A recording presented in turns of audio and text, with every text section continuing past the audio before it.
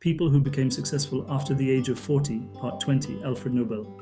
Alfred Nobel is remembered today as the founder of the Nobel Prizes, one of the most prestigious honors in the world. Yet his journey to greatness was far from straightforward. For much of his life, Nobel was known as an inventor and businessman who made a fortune from explosives, especially dynamite. But it was only after the age of 40 that he transformed his legacy from that of a weapons dealer to a benefactor of humanity. His story is one of reinvention, showing that even late in life one can reshape how the world remembers them.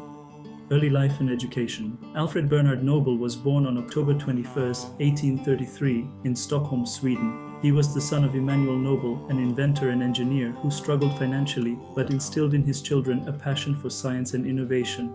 The family moved to Russia when Alfred was a boy, where his father found work manufacturing explosives for the military. Alfred received a strong education in chemistry, physics, and literature. He became fluent in multiple languages and showed brilliance in both technical and creative pursuits. Invention and business career.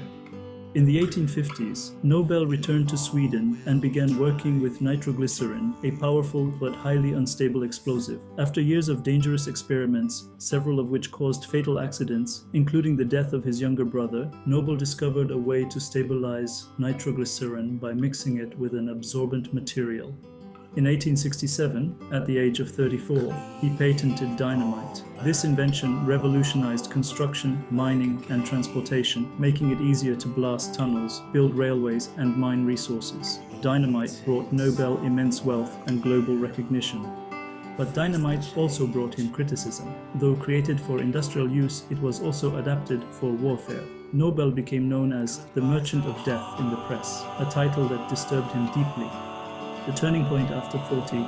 By his 40s, Alfred Nobel was one of the richest men in Europe. He had more than 350 patents to his name and factories in over 20 countries. Yet he was a lonely man, never marrying, and increasingly troubled by how history would judge him.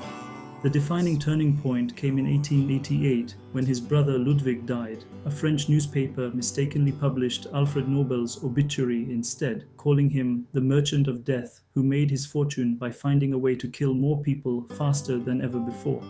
Reading his own obituary shocked Nobel. It forced him to confront the legacy he was leaving behind. He resolved to change how the world would remember him, not as a man of destruction, but as a man who promoted peace and progress.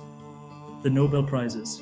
In 1895, a year before his death, Nobel signed a will dedicating the majority of his vast fortune to the establishment of annual prizes. These awards would honor individuals who conferred the greatest benefit to mankind in the fields of physics, chemistry, physiology or medicine, literature, and peace. At the age of 62, Nobel redefined his legacy. The prizes he envisioned became one of the most enduring and respected institutions in the world, honoring pioneers like Marie Curie, Albert Einstein, Martin Luther King Jr., Nelson Mandela, and countless others. Challenges and criticism. Nobel's decision was controversial. His family opposed it, believing the money should remain with them. Many critics doubted the practicality of his idea. But Nobel's will was honored, and in 1901, 5 years after his death, the first Nobel Prizes were awarded.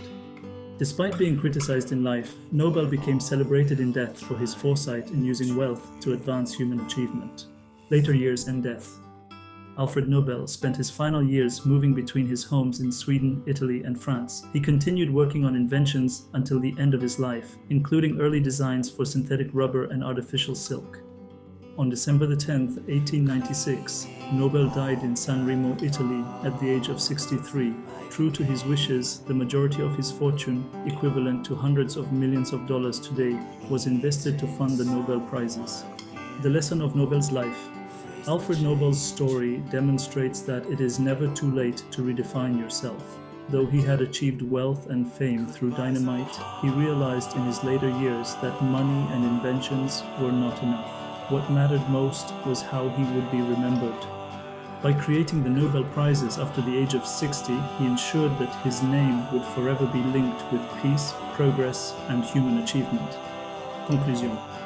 Alfred Nobel became wealthy in his 30s, but it was after 40, especially in his 50s and 60s, that he reshaped his destiny.